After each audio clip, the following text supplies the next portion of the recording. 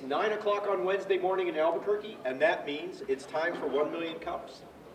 So, it's time to check in. If you have a cell phone, and most of you do, point it at that QR code. That will let the Kauffman Foundation know that you attended 1 Million Cups Albuquerque, and we'll let them know that our chapter is thriving.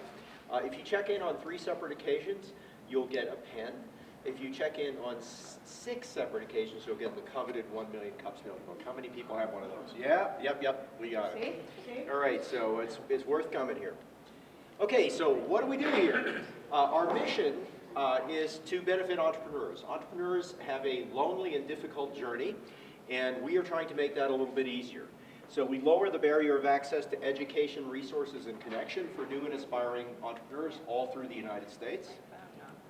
There's both a national, see, I know how to hold it correctly, but sometimes I don't hold it, right?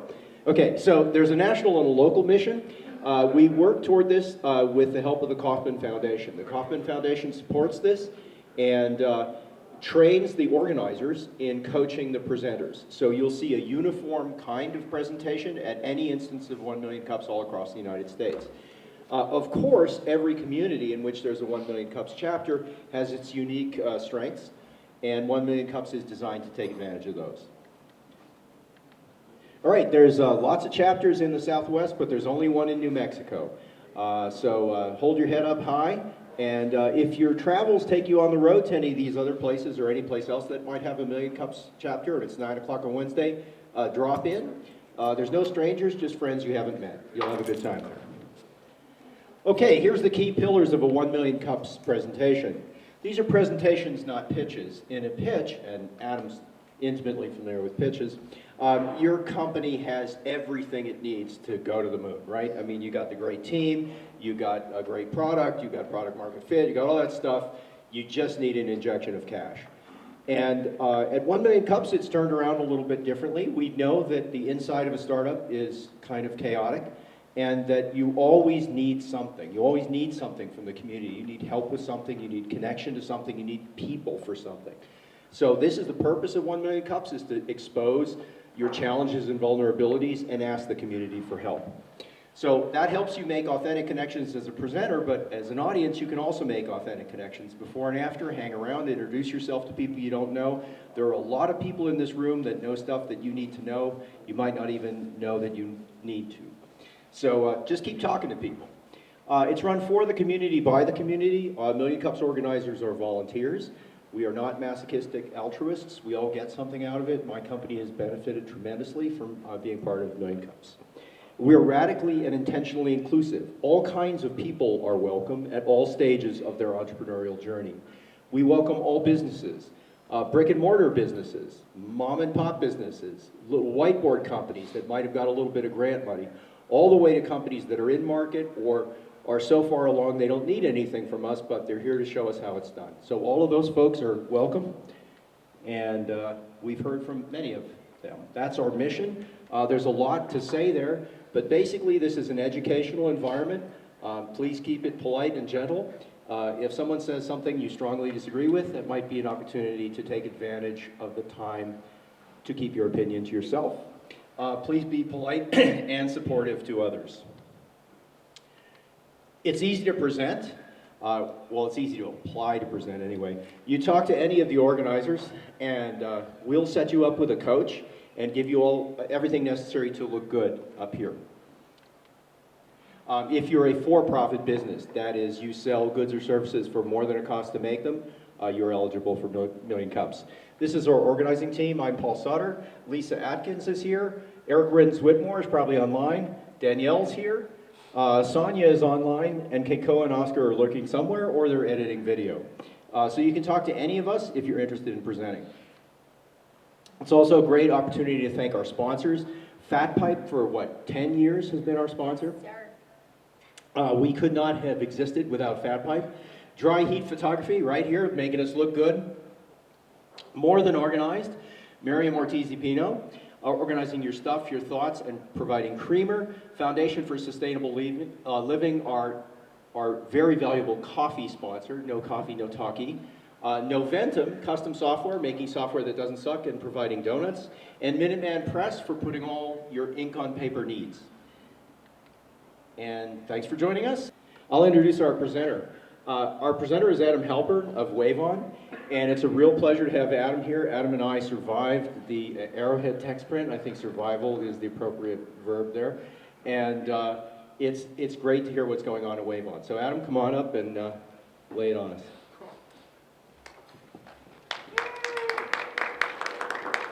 Morning, everyone, both in person and online.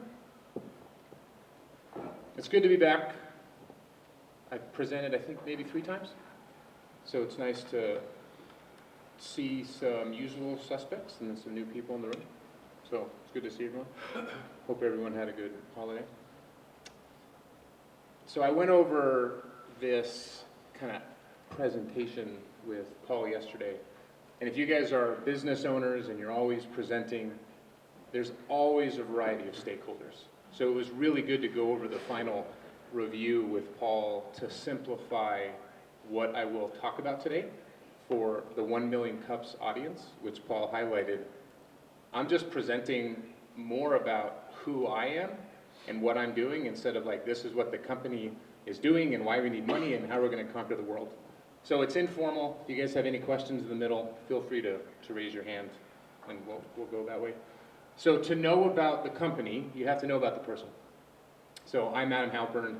I grew up in Angel Fire, right, a couple hours away. This is my family, my wife Alicia, 2 daughters, and it's been a busy morning. Went to spin at 5:30. Our oldest daughter has a science fair project, had to go into school, and then I came here. So just like all of you, if you have families, it's go, go, go. And you add a startup on top of that, it's another layer of busyness. So I kind of joke, my first job is daddy daycare Uber driver, and my second job is I'm the founder and CEO of a startup. But if we really get into who Adam is, which ties into why we're doing what we're doing, I'm an athletic trainer by trade. So I went from Angel Fire, I went to NMSU for undergrad, I then worked at Stanford, I worked with the US ski team. So if you watch sports, any level, high school, college, pro, and if you see an athlete go down on the field, athletic trainers are waved on. That's where I came up with that name. But by working really deeply in the profession of sports medicine, I have this super high level subject matter expertise, which allows that visionary perspective to come out. I'm also very determined as an athlete myself, like I'm not gonna give up, which you'll see in the presentation. I talk about my journey and struggles and pivoting and ups and downs. But I also have that opportunistic mindset, right? If I was pessimistic, I wouldn't be in this position. Visionaries and founders have to say, the light's green, let's go, even if there's a car accident in front of us, right? So we have to figure out how to do it. And then through all of the work that I've been doing, I'm actually transitioning into understanding I have some pretty significant leadership qualities that I have to like pull out from the backdoor closet and put in front. And you'll see with the team that we've been able to put together. And this is a unique perspective. Some of you might know it because you're local and you might be within the internet world. Simon Sinek, we all know about the why. Gary Sanchez, who was a dentist, he then created like the Why Foundation that's local. If you have any questions about yourself and like what your real purpose is and what drives you, it's a very simple process. There's people in town. Chris Kenny is one of the people that does the test. And it helped me understand why I've been different my whole life and why I've always been kind of on this outward looking into the community of I think differently. I think outside the box thinking. And this just really helped me identify a little bit about Adam that then I can put into practice with team members, even family and friends.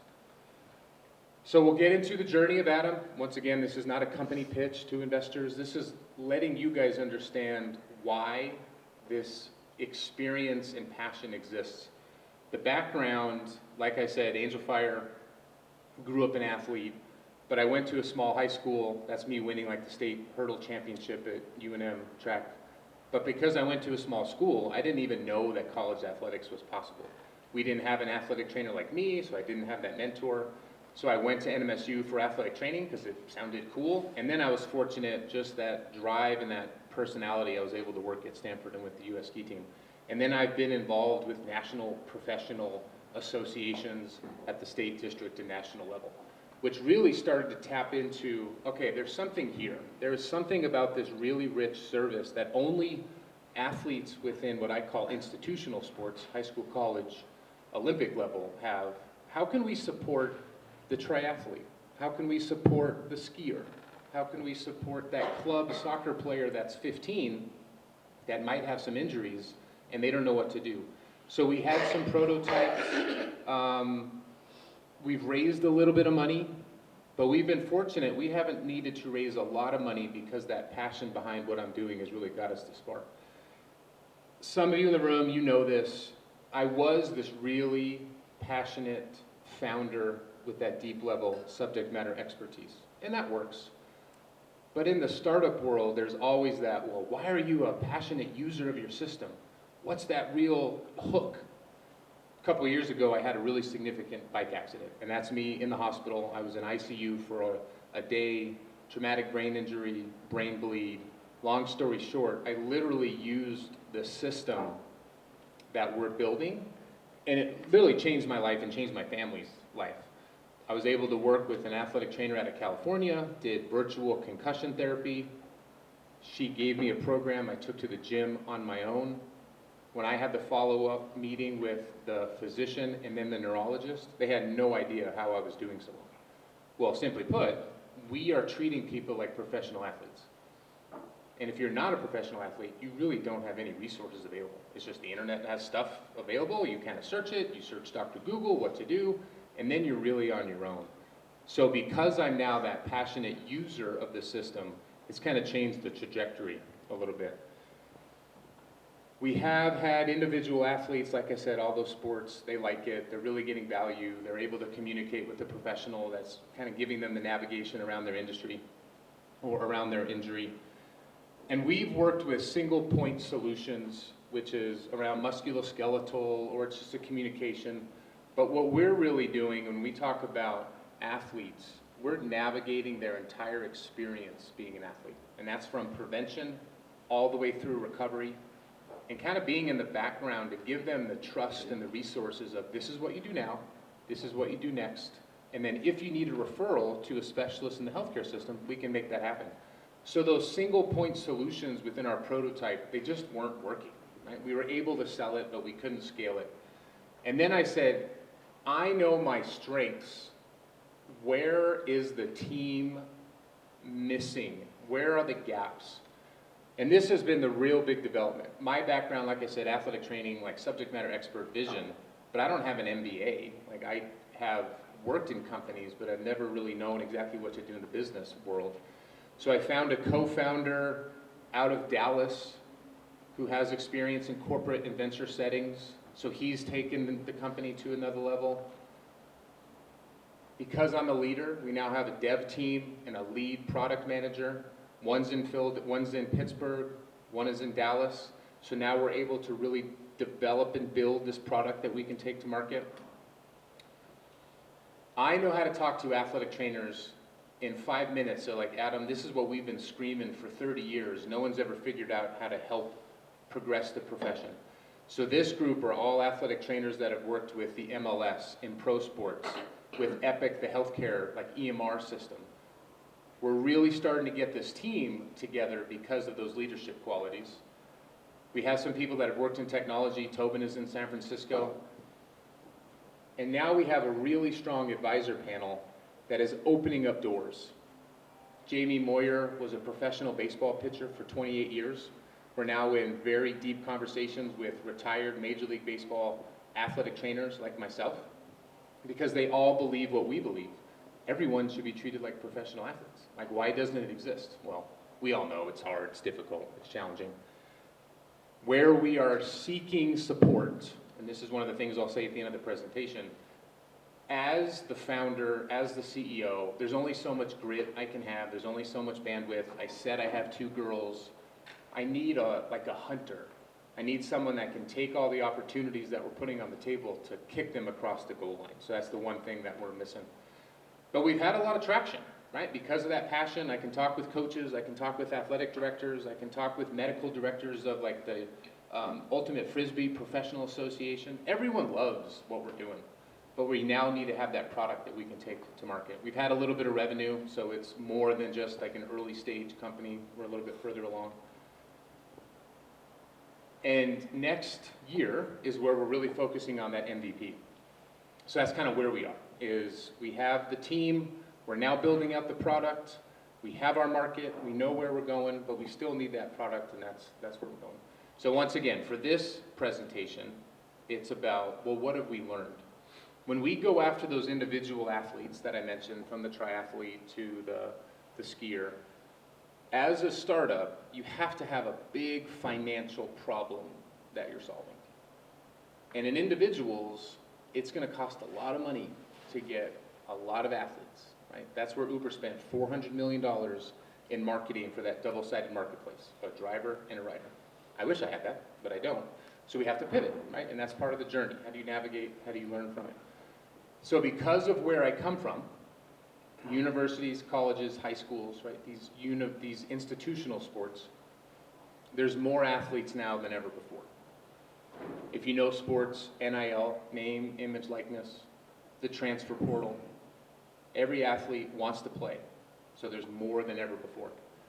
However, there's less athletic trainers like myself. And there's a lot of reasons. The degree is now a master's level entry. So when I worked at Stanford, it was during grad school. They basically got cheap labor. Grad assistants don't exist anymore. Athletic trainers are tired of being overworked. They want to spend more time with their family. They want a little bit better work-life balance. So it's difficult for these colleges to hire athletic trainers to work there. And the big financial problem, there's a $20 billion economic impact from sports-related injuries on medical costs and time lost. So there's a decrease in athletic trainers, there's a decrease in the athletic health support, but there's more and more athletes than ever before. So the real big pivot is, let's go after the business-to-business model, universities, colleges, and high schools that either have an athletic training staff that is understaffed, they're looking for people, but they can't get athletic trainers to take that job, and they want to support not the footballs, right, not UNM's football team or the basketball team. Think the golfs, the swimmings, the tennises, that we can support them remotely because we're able to do it digitally. Or think of all the high schools across America, because there's 1/3 of them, that are small, and those athletes are good, and they have the same injuries as those big schools, but we can support them in a remote model. So this is kind of the financial model, right? The 1 million cups plan is like, how do you make money? This is a more affordable option than hiring someone, then maybe you couldn't hire it. Or if you're able to work with your existing staff, we can augment it, we can supplement it, we can work with that team. So where we are is we're trying to get early adopters, we're trying to get lead clients that we can test this out. Being from New Mexico, Angel Fire, Las Cruces, NMSU, I now live in Albuquerque. I've literally been screaming this for 5 years. I want a stake in the ground that says made in New Mexico by New Mexicans, and then we'll take it nationally. That attitude hasn't changed. So if anyone has any athletic directors you know, sports organizers, like, let's talk.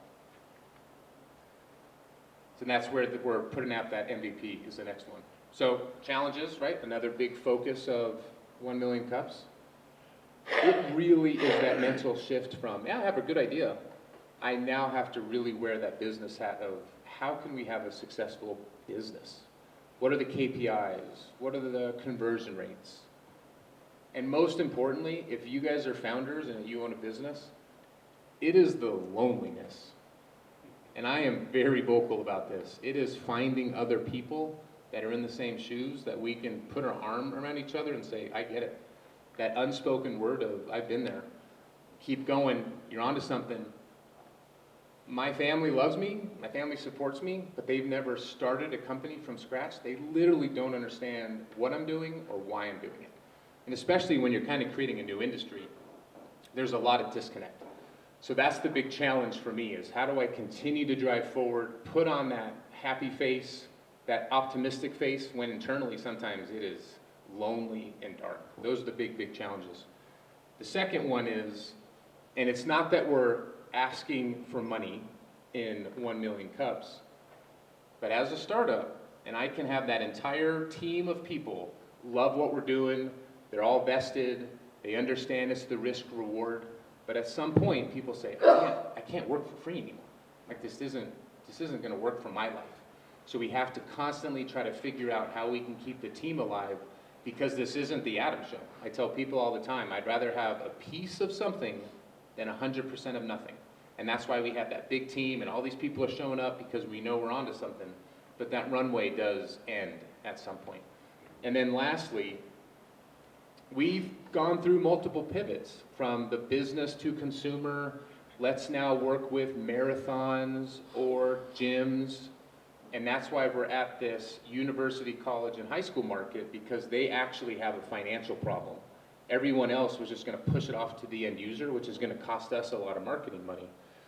But we have to still get that product market fit. And that's where that lead client comes in. All we need is a lead client. That team that I've been able to put together, we're all ready. Like, we know exactly what we need to do. It's just finding that lead client. And we have some leads. It's not that we're starting from zero. But that's where, if this community really wants to help our growth and to, hang that banner, Made in New Mexico, we'd love to have those conversations with you. So to close it out, I want your support. I want to say everyone's part of it. It's all about introductions. And there's two. Obviously, any introductions to people, not just money, but people that understand the gap that we're filling, which is really understanding how athletes can be treated better, how athlete health management can be brought into the 21st century with the combination of technology and people, and any sports organizations that you guys might be close with. The sales lead is actually a big need that we have right now. So you might have a friend, you might have a cousin, you might even have a friend that's at UNM. It doesn't matter. If someone has that hustle to close deals, our CRM is over 250 contacts that we've been talking to. It's just very difficult to be a husband, be a father, then be investor management relations, then business development, and then sales. Like, there's only so many hours in the day. And I'd rather work with someone than try to just be the hero and do it by myself. And then those introductions to universities, colleges, or high schools. We've talked with high schools all over the country. We're talking with one of our strategic partners that works with 27 state high school associations. And everyone knows the problem we're solving is universal and it's consistent across the country. We just need to have the constant momentum. So those are kind of the big asks. And like Paul said, this is really about the community supporting each other. I'm excited to hear what questions you have, because I know I probably sparked a little bit of curiosity, a little bit of interest, and I can dive deeper into how we're doing it, what we're doing. But I really wanted to focus on the why behind Adam, and then why we're presenting to 1 million cup scan. So with that, I appreciate it, and I look forward to your questions.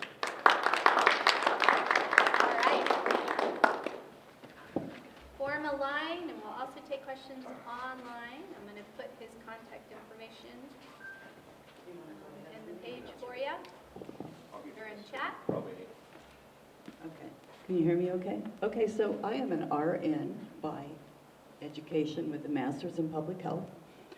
I heard you talk about your group that you're marketing to, and so I'm going to tell you a little bit about 2020 and me.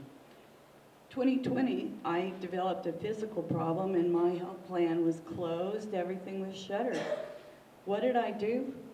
Well, I found Pete Egoscue, E-G-O-S-C-U-E, online, and I'm not marketing for him. He has 2 books out. He is sort of filling a different gap than yours. There's a lot of people, their health insurance maybe covers physical therapy, but they get 2 visits and boom, they're done.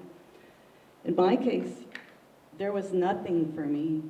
So Pete filled my need by internet, believe it or not. And so we would set up an appointment and they would watch me do whatever exercise that they thought was going to fix it. And then we'd set up a revisit. And I don't know if you're open to that, because this state, the state of New Mexico, needs you. I know that because I've audited most of the health and plan customers during the last few years that I worked doing auditing. And so that's one market. The other piece is there are lots of senior citizens needing a little bit of exercise, correct exercise. They also have the same problem. They get maybe 2 physical therapy visits and there they are. There's nothing left for them. And so what happens? Eventually they end up immobile in bed.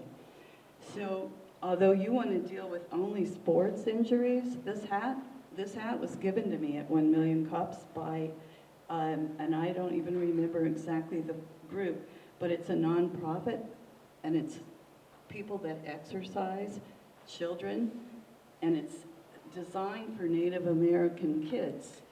But it's the same problem on the Indian reservations. There aren't any physical therapists. There aren't any exercise therapists. So I'm not sure if opening your scope would help you, but it might. And possibly being online might help you. I mean, Egosco, I think, is like a franchise. So the person that I was seeing online lost the franchise, but I still see him when I go up to Denver. Let's let Adam answer the question. Come on Thank over, you. Adam, so you're on camera. Yeah. Thank you. I will answer that very poignant question. It's a long one. Well, it's a long question, but it actually highlights exactly why we're going after university colleges and high schools. I've had for 5 years that story hundreds of times. Oh, you should talk to. This would be a great opportunity. It's all about the introductions, and it's about the financial problem that allows a company to scale. We're not building a small consulting company where it's just about Adam talking to a couple people. So when we talk about the Nota Begay Foundation, I just need an intro to Nota Begay Foundation. I've literally tried for 5 years and no one knows anyone. So at some point I'm just gonna have to go knock on some door and just say, here's what it is. But like I said, there's only so many hours in the day. But we wanna work with those type of organizations because it's gonna help bring this service that is usually in urban settings to rural communities that all they need is the internet. So we know we're onto something. It's all about digital technology. It's all about human service, combining the two. But that really highlights, we just need to have introductions to the organizations that would be interested in it. Thank you. So I would answer that to you because the population that I am connected with, and I do try to stay under the radar, is the Native American population.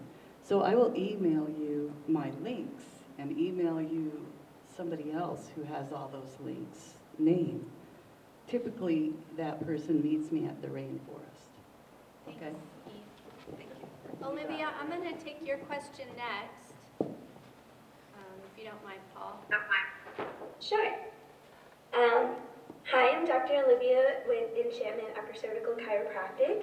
And Adam, I really like your vision, and I work with a lot of people with post-concussion syndrome, some athletic injuries, but mostly dealing with like neurological issues. And you had talked about somewhere in the process, you know, referring your clients to specialists in the area if they need like hands-on care, that kind of thing.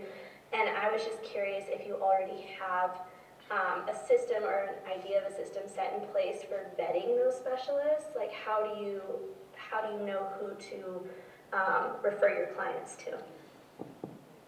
That is another great question. We are not trying to create like a ZocDoc, where it's just a website where there's a bunch of names and it's just a marketplace. We want to vet with chiropractors, physical therapists, orthopedic surgeons, that the number one focus for our service is they understand the psyche of an athlete.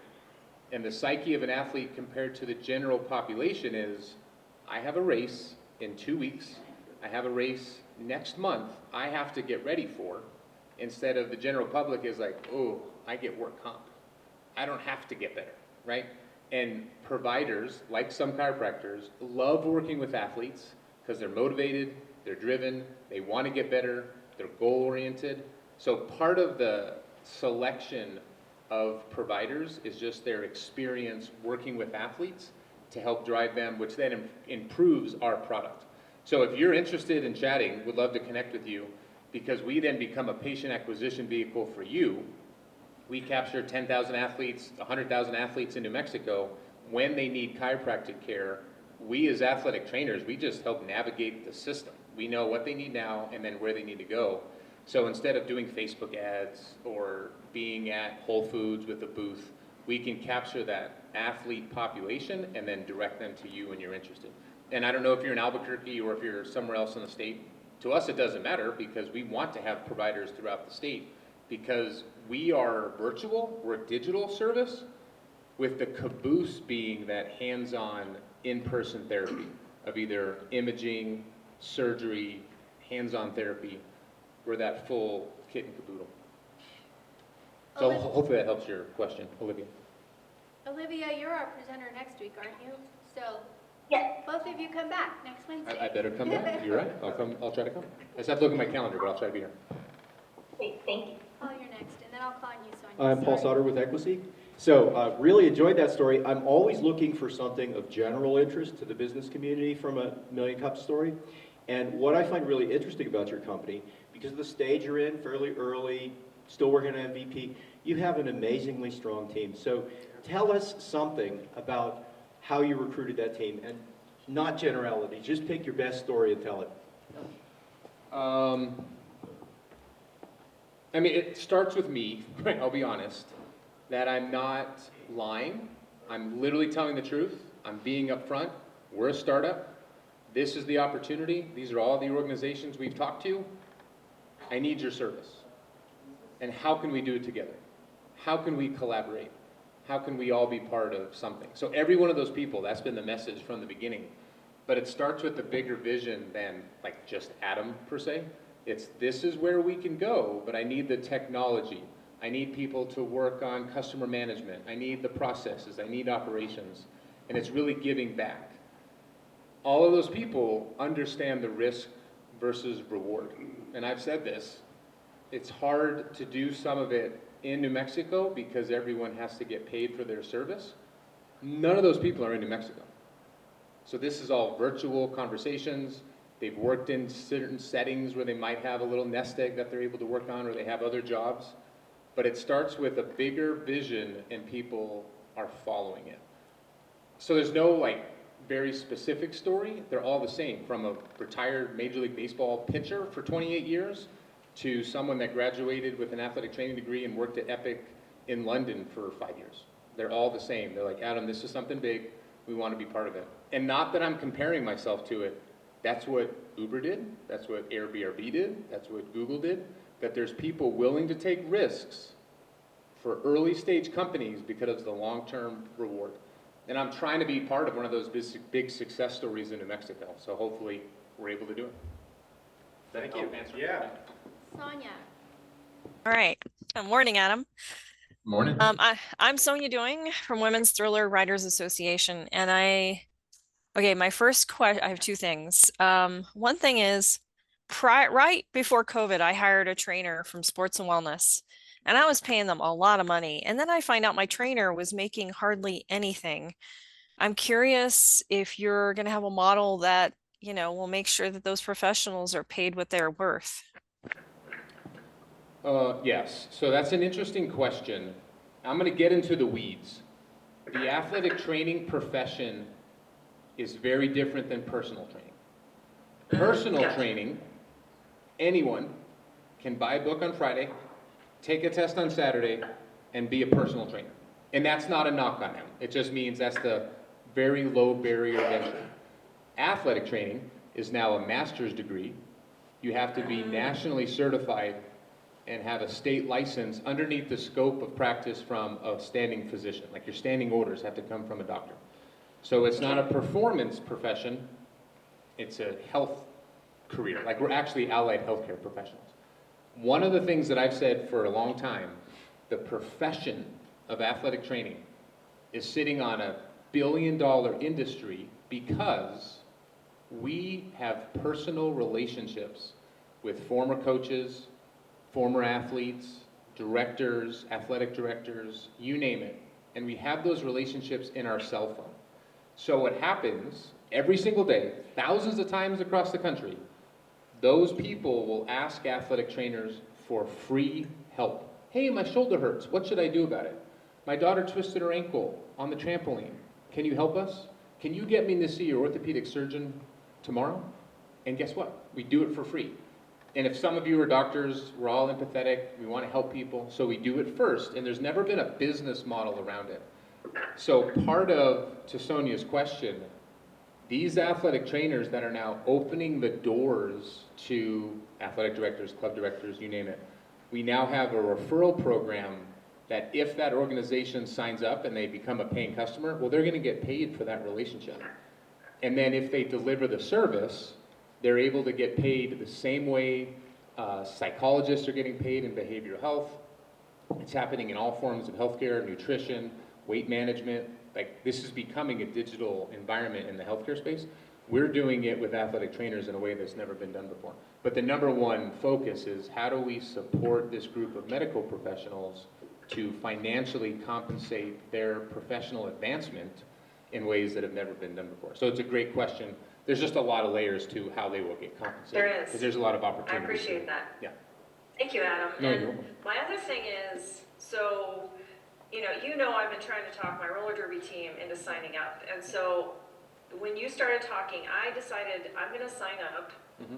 Maybe that'll help, especially right before roller derby season starts up in like March.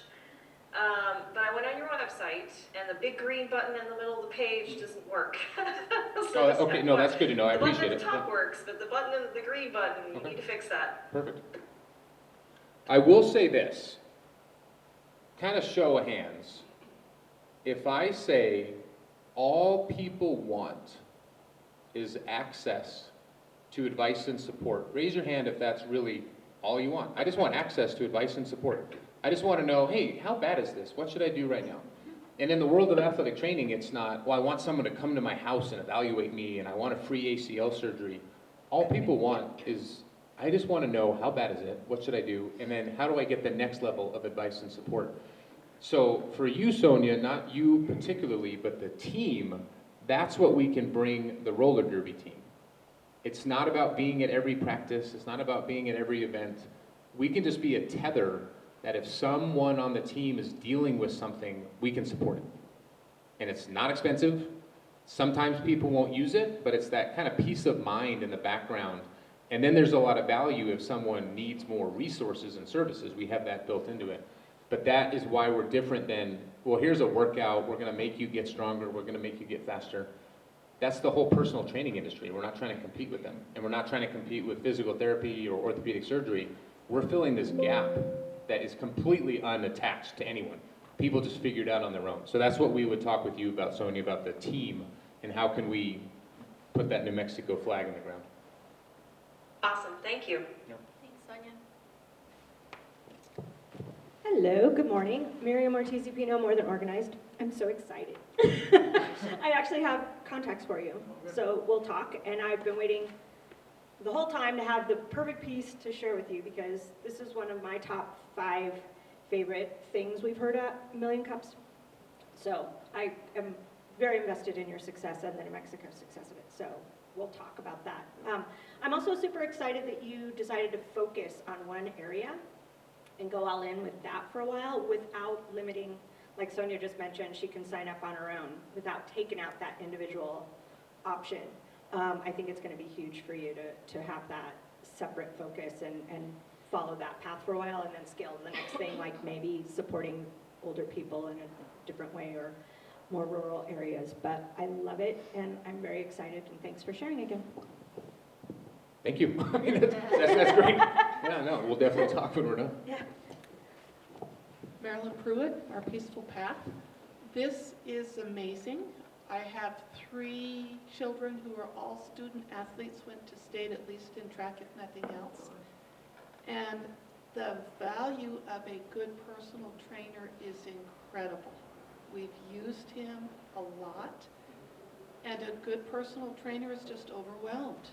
So what I'm understanding is you can support a good personal trainer who is just overwhelmed. This trainer teaches in the day and goes to every athletic event unless there's a conflict.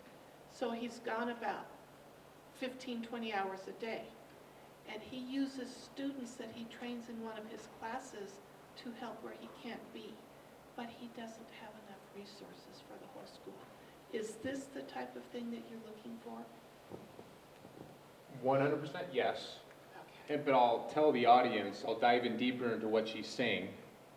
So athletic training is this very unique profession. So if you had kids that played at a high school sports and they had an athletic trainer, that's what she's talking about. Colleges have athletic trainers, but they are overwhelmed. There's one of them, it's usually a 1-to-1 ratio. One athletic trainer per athlete, per team, per college, per high school, per field. Sometimes there's one athletic trainer for 700 athletes. You can't do it all, right? It's impossible. And then you have to go cover the football practice and the football game while the volleyball team and the soccer team are somewhere else. You can't do it. So you're exactly right. We're supporting the athletic trainer.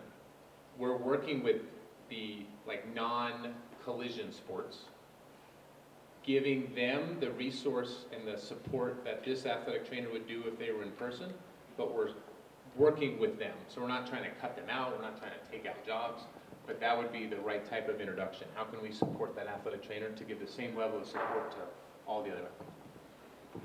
Your training is invaluable. My kids would be different in different places if it had not been for the good support of an athletic trainer. I need to talk to you. No, once again, let's talk. Excited. Hey Adam, I'm Michael McDonald, retiree from Sandia.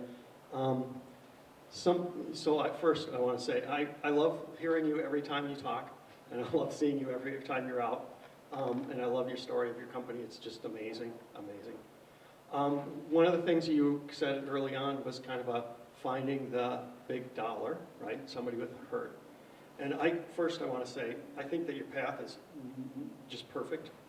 But as you open up, right? Of course, my self-interest is personal training for people like me, right? You're athletic trainer, right? Okay, that's service for people like me. And one of the things that I was listening to some statistic kind of talking, and they were talking about something called selection bias, right?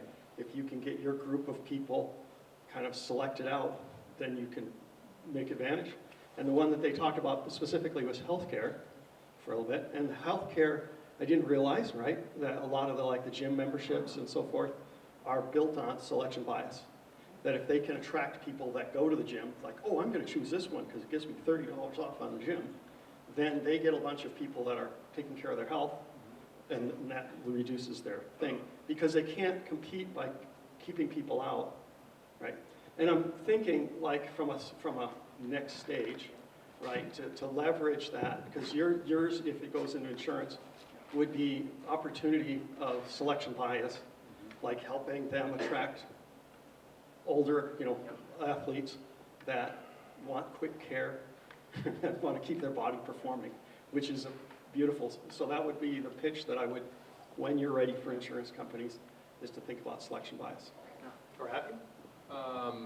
Yes, haven't thought about selection bias, particularly. It's biasing the group that you're drawing from. I'll do some research on that, because there is the psychology behind business, and that's one of those angles that we can definitely approach. Yeah. So I appreciate that. The insurance angle is yes. How can we be embedded into an insurance plan? I have Prez, so I have a subsidized gym membership, right? Sometimes it's free, sometimes it's just a portion of it. How can we be part of that insurance policy, which ultimately will save insurance companies money because people are getting early support, early intervention, which decreases long-term healthcare costs. So yes, yes, yes. It's just finding the right insurance company that wants to partner with the startup. That's really you're kind of dynamic early. right You're now. pretty early phase for that anyways, right? Yeah. So that's why I love Yeah. the path you're on to build your company, because you need to get that going. Yeah, exactly. Yeah, that is one of our roadmaps, is how do we get embedded into that. Yeah. We'll have this be the last question. Hi, I'm Julia Nowinski. I'm a physical therapist. I own Ascension Physio, and I worked as an athletic trainer in undergrad. And so did my husband. He actually worked post-grad, so he's got connections to Carthage College in Wisconsin, so I can connect you with that. But as an athletic, I haven't seen your other presentations, so I don't know exactly what your service is, but how, because you can't do virtual knee special testing, so how do you provide those virtual? Great question. If you are in the world of 2023, technology has done this, right?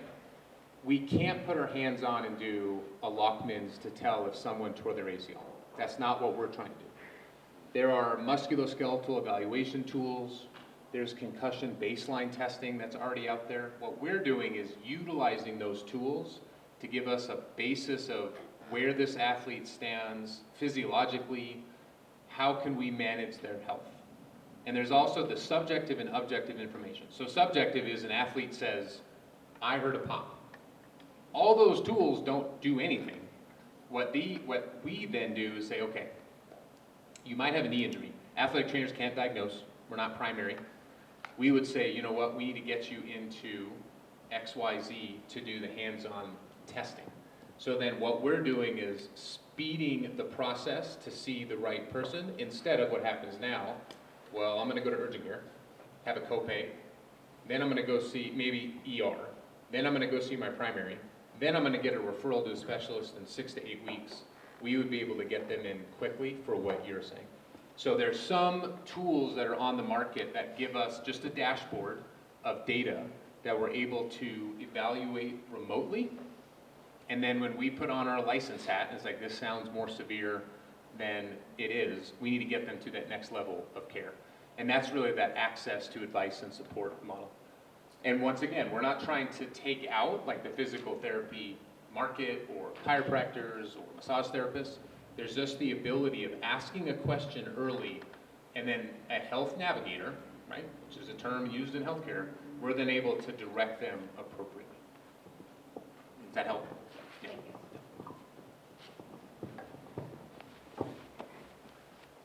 That wasn't exactly our last question. We have two more. Red or green?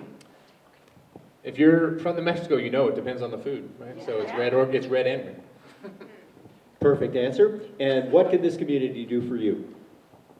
I put the asks up, right, how you can help. Most importantly, the people that said, I love what you're doing, like that's it. It's that unconscious pat on the back, that keep it up, you're one of us, we want to see this succeed. I really do appreciate that. When I talk about that loneliness, it's like, I'm doing this alone, the grind, but when people are patting me and supporting me, that's what keeps the whole company going forward. So I appreciate everyone, and we'll have some conversations afterwards, but everything that you guys said today was really, really helpful. I appreciate it. All right, please join me in thanking Adam again.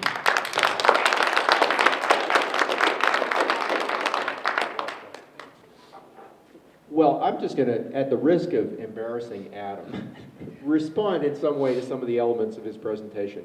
I think he's given us something that we can all take to our businesses, right? So the difference that he described between an athlete and a member of the general population. So if you look at your business and say, I'm going to write down these goals, I'm going to put dates on them, I'm going to tell my board that I put these goals with these dates on them, and I'm going to hit them, and I'm going to do what's necessary, okay? Don't be part of the general population, hoping that if you just work from 9 to 5, not doing much, somebody's going to show up and save your butt. It's you. You've got to set that goal, and you've got to be internally driven. And I think Adam really showcases that, so thank you very much, Adam. So, see you next week. Go out and lift up entrepreneurship in New Mexico.